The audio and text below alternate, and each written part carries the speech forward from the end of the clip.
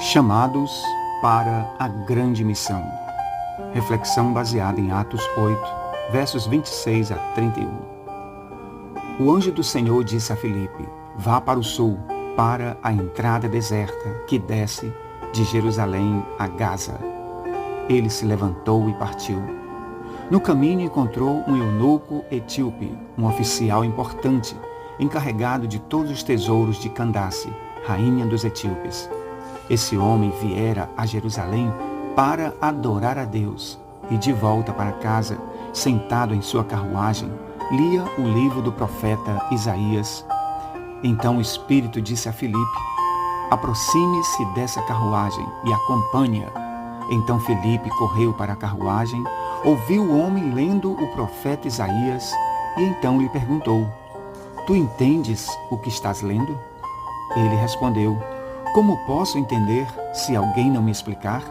Assim convidou Filipe para subir e sentar-se ao seu lado.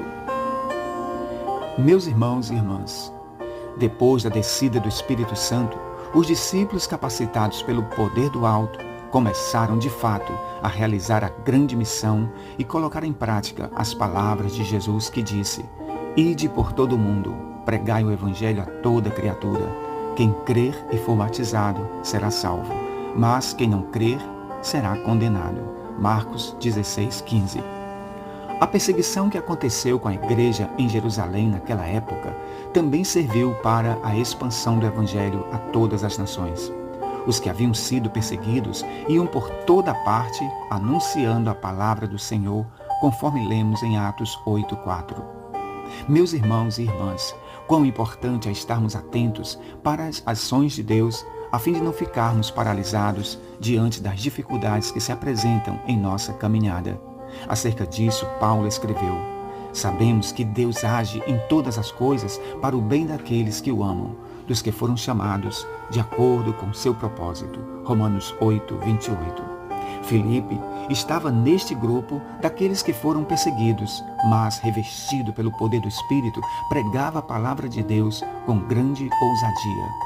Lucas registra que a cidade de Samaria estava sendo sacudida e alcançada pela poderosa pregação do Evangelho. Ele estava realizando uma grande obra e cruzada evangelística nesta cidade. Muitos eram curados, libertos e alcançados pelo poder do Senhor através da pregação. Quem de bom senso sairia para ir a um caminho deserto a fim de atender apenas uma pessoa, quando na cidade havia milhares? Certamente, se não fosse o agir de Deus, nenhum de nós atenderíamos este chamado ou sairíamos deste lugar. Este relato de Lucas nos leva a refletir em 4 grandes atitudes no cumprimento da missão.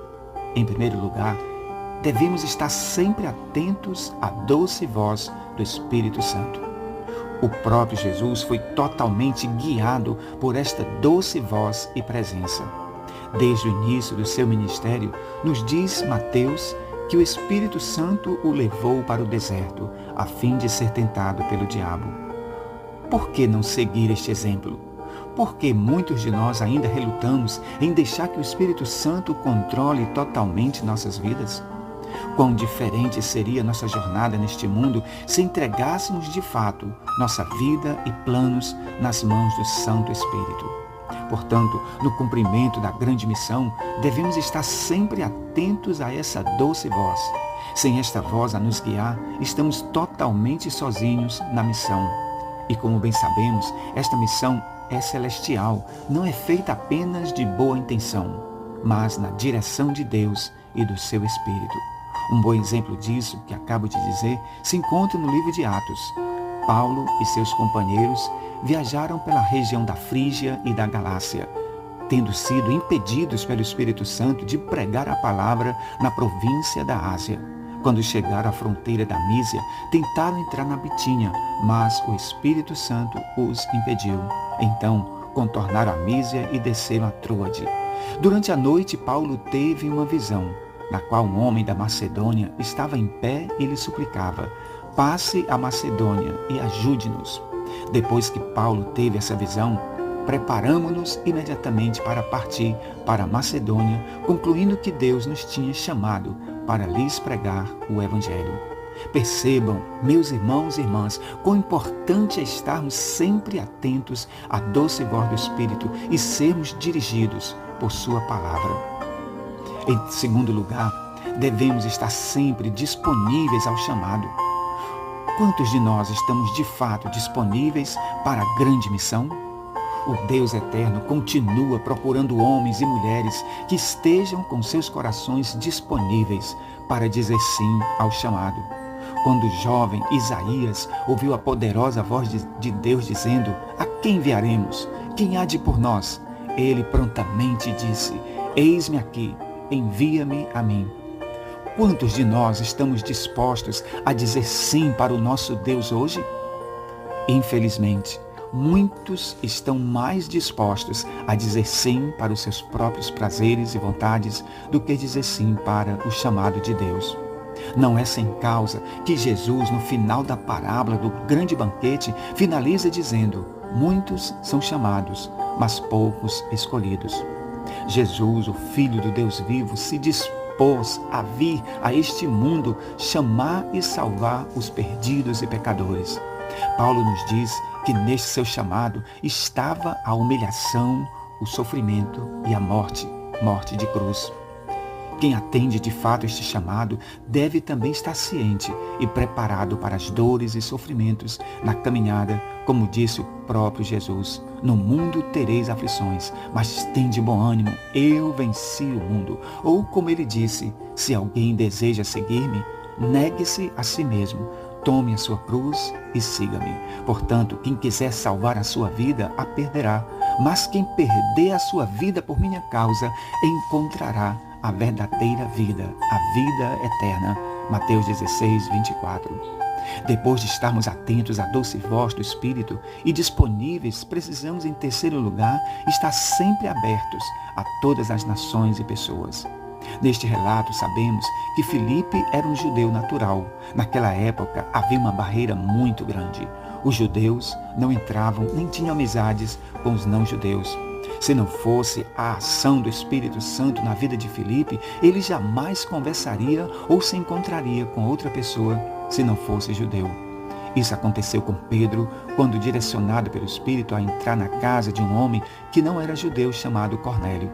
Naquele caso, foi necessário o Espírito Santo dar uma visão mostrando que todos os povos são limpos para Deus e estão incluídos no plano eterno da salvação. Jesus, durante seu ministério, quebrou muitos paradigmas e regras criadas pelo judaísmo. Ele se assentou e comeu com pecadores. Conversou com samaritanos, entrou na casa de não-judeus e deu atenção para todos indistintamente. Que grande exemplo a ser seguido! Portanto, no cumprimento da missão, não façamos acepção. Por fim, o texto nos mostra que, quando chamados, devemos estar sempre prontos para ensinar e pregar a palavra de Deus. E como podemos estar sempre prontos? Dedicando tempo à leitura e conhecimento das Escrituras. Infelizmente, vivemos um momento de grandes distrações, falta de interesse e coragem para ler e estudar as Escrituras. Acerca disso, disse Jesus: "Errais não conhecendo as Escrituras sagradas, nem o poder de Deus." Ou em outro lugar, ele também disse: "Examinai as Escrituras, porque são elas que de mim testificam." Paulo também, na sua carta a Timóteo, nos exorta dizendo: "Procura apresentar-te a Deus como obreiro aprovado, que não tem do que se envergonhar, que maneja bem a palavra da verdade." 2 Timóteo 2,15.